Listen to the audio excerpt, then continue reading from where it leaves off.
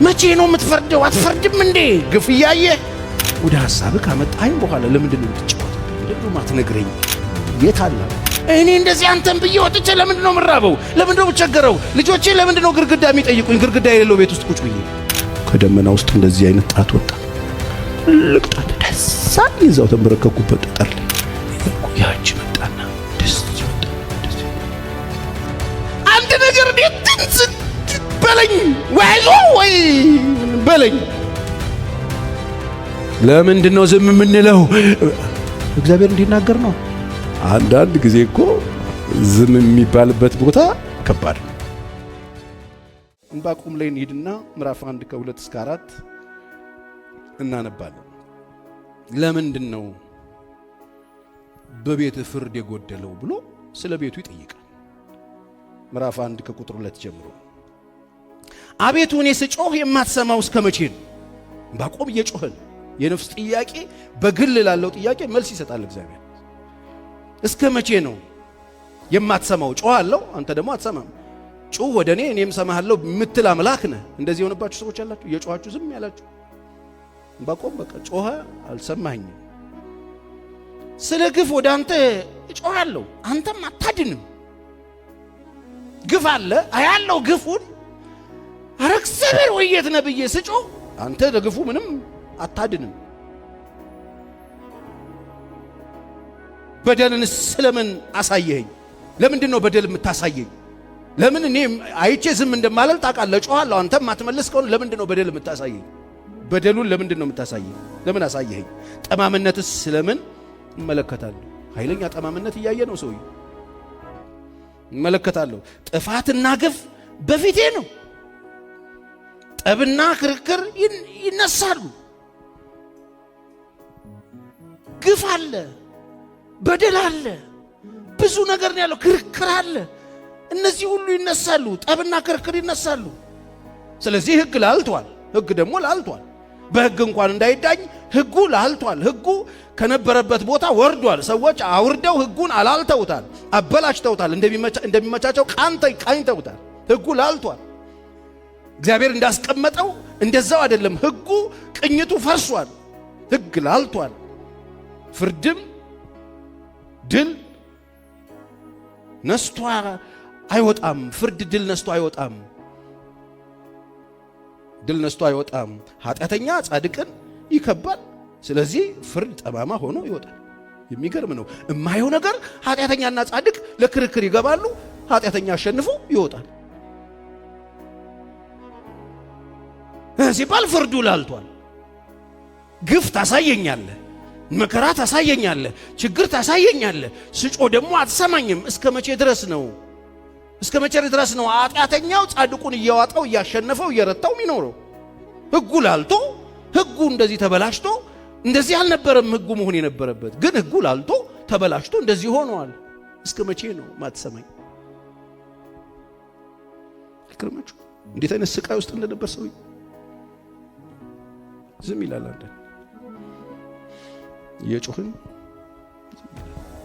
እየለመን ነው ዝም ይላል። ከቀን ወደ ቀን ይሻሻላል ስንል የላላ ኃጢአተኛው ተሟግቶ አሸንፎ ይወጣል። ማይታወቅ ኃይል ይነሳል። ከየት አይታወቅ ተነስቶ ታሪክ ነው የሚሰራው። በነገስታት የሚያላግጥ ኃይለኞችን ድራሻቸውን የሚያጠፋ ይነሳል ብሎ መለሰለ። በጋራ የምንጮህበት ያልተመለሰ ጥያቄን የሚመልስ አምላክ አለ። እስቲ እግዚአብሔር በዙፋኑ ላይ ነው በሉ፣ ድገሙና በሉት። መቼ ነው የምትፈርደው? አትፈርድም እንዴ?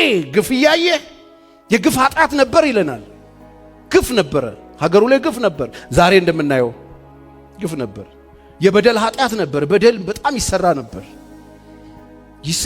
ምጻተኛና ድሃ ሊደገፍ ሊረዳ ሊታቀፍ ነው ሙሴ የሰጣቸው። ግሱን ሕግ ሽረውት ነበረ። በድሃ ላይ ክፉ ነገር ይደረግ ነበረ። ግፍ ይፈጸምበት ነበር። ይነጠቅ ነበረ። ቤቱ ንብረቱን ይወሰድበት ነበረ። እንዴ እስከ መቼ ነው? ጻድቁ እንደገና እየተሸነፈ ይወጣ ነበረ። ከባድ ነገር የግፍ ኃጢአት ነበረ። ዕንባቆም የነበሩበት ዘመን። ዛሬ ቤተክርስቲያንም ያለችበት ከዚህ የተለየ ዘመን አይደለም። ብዙ ነገር እናያለን። ባና ደስ ይለኝ ነበር። ግን እየሰማለን እንጮሃለን፣ ዝም ይላል፣ አይመልስም። እንደዚህ አብራችሁ ያቀም የሆነ ብቻ ብልጭታ አምጥቶ የሆነ ነገር ቢያደርግ ብዬ አስቤ ተመኝቼ አውቃለሁ። ምን አለ ብትፈርድ ብዬ አውቃለሁ። በግሌም ብዬ አውቃለሁ፣ በጋራም እንደ ቤተክርስቲያንም እንደ ኢትዮጵያዊም ብዬ አውቃለሁ። በግሌ ከ21 ዓመት በፊት ብያለሁ።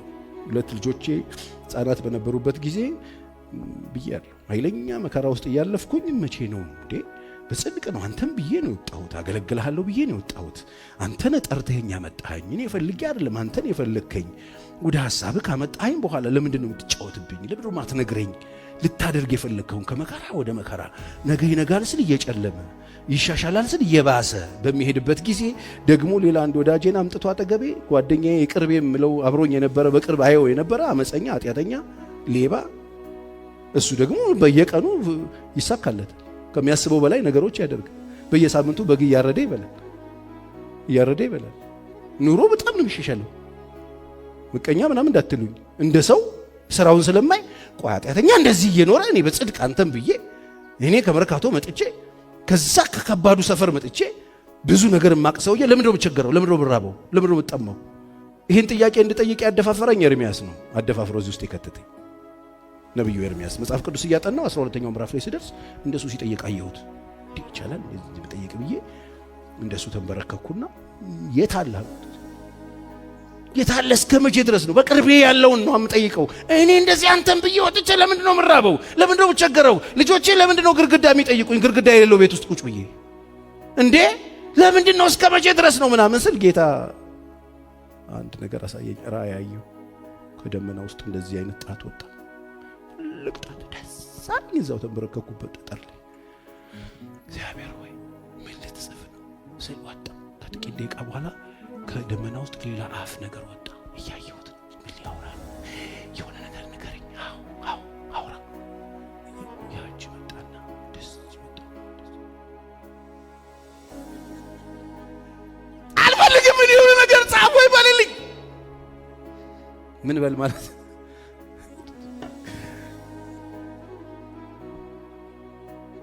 የወይን ቦታዎችንም ተክላችኋል፣ ወይን ምናምን ተክላችኋል፣ ጨምቃችሁ እኮ ልጠጡ ነው። ነገር ግን ከወይን ጠጃችሁ አትጠጡ። እንዴ ተነጥቆ የተወሰደ ካላኖረ ብትመልስ አይሻልም? ጉቦን እየተቀበሉ ፍርድ ያጣምሙ ነበር፣ ድሃውን ያስለቅሱት ነበር፣ ያስጨንቁት ነበር። ይሄ ዘመን ነበረ ድሮ። አይገርማችሁም? አሁን አዲስ የፈላ ነው የመሰላችኋል? አለ ነበር። እግዚአብሔርም አለ፣ ችግሩም ነበር። እግዚአብሔር ደግሞ ይፈርዳል። አሜን። እስቲ እግዚአብሔር ያያል በሉኝ እንደገና።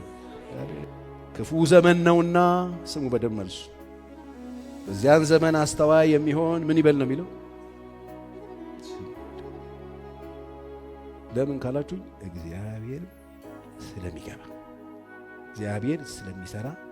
በዚያን ዘመን ግፍ ጣሪያ ሲነካ፣ በደል እንደዚህ ከፍ ሲል፣ አመፀኛ በጣም ሲያድግ፣ ክፉዎች ድሆችን እየነጠቁ ሲወስዱ፣ በአማረና በከበረ ድንጋይ ቤታቸውን ሲሰሩ፣ ያው አማረ የወይን ተክልና ተክለው እንጠጣለን ብለው ሲያስቡ፣ ድሃ ሲበደል፣ ፍርድ ሲዛባ፣ በኃጢአተኛው ጻድቁ ሲሸነፍ፣ በደል ጣሪያ ሲነካ፣ በጣም ብዙ ግፍ ሲጨምር፣ እንደዚህ አለ እንዴ ብሎ በጣም ኤክሳይትድ የሚያደርጉን የሚያስደንቁ ክፋቶች በጣም እየጨመሩ ሲመጡ፣ ዘመኑን እንደዚህ ስታዩት፣ በዚያን ዘመን እንደዚህ አይነት ዘመን ላይ አስተዋይ ሰው ምን ይላል?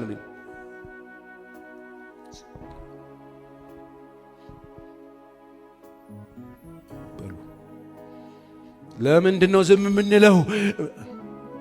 እግዚአብሔር እንዲናገር ነው። አስተዋይ ሰው እጁን ይሰበስባል፣ እግዚአብሔር እጁን እንዲዘረጋ። አሜን በሉ። አሁን እንደዚህ አይነት ነገር ሰው በሰው ቢፈታ አይደለም። መፍትሄው ማጋር እግዚአብሔር ጋር።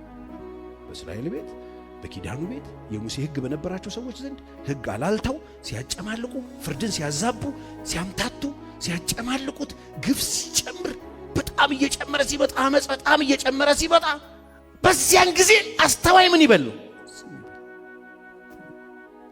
አንዳንድ ጊዜ እኮ ዝም የሚባልበት ቦታ ከባድ ሰቆቃው ኤርምያስ 3 ለሄዳችሁ ተመለከቱ። አሌፍ በቁጣው በትር መዓት ያየ ሰው እኔ ነኝ አለ። ምን ያየ ሰው? መዓት ያየ ሰው እኔ ነኝ።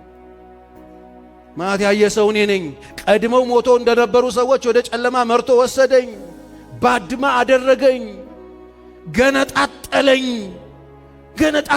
ቀድመው ሞተው እንደነበሩ ሰዎች ወደ ጨለማ መርቶ ወሰደኝ። እዛ ጨለማ ውስጥ ደግሞ ግልገሏ እንደተነጠቀች ድብ እየተደበቀ ያስጨንቀኛል አለ። እንደገና ከዛ ለፍላጻው እንደ ጌጥ አደረገኝ። ፍላጻው ላይ እንደ ጌጥ አደረገኝ። ባድማ አድርጎ ገነጣጥሎኝ በሐሞትና በሬት ከድኖኝ። ከዛ ቀድመው ሞተው እንደነበሩ ሰዎች መልካም ነገር ረስቼ ብዙራዬ በተጠረበ ድንጋይ ተዘግቶ በተጠረበ ድንጋይ በዚህም መንገድ የለም በሁሉም አቅጣጫ ተጠረበ ድንጋይ ሆኖብኝ ሕይወት ዙሪያዬ ተዘግቶ ጥርሶቼን በጭንጫ ሰብሯቸው ይላል። ጥርሶን አራግፎት ሬት ከድኖት በታትኖት ውልቅልቁን አውጥቶት እንደዚህ ይላል ሰቆቆኛው ኤርምያስ፣ ማለዳ አዲስ ነው ምሕረቱ ብዙ ነው። አይገርምም?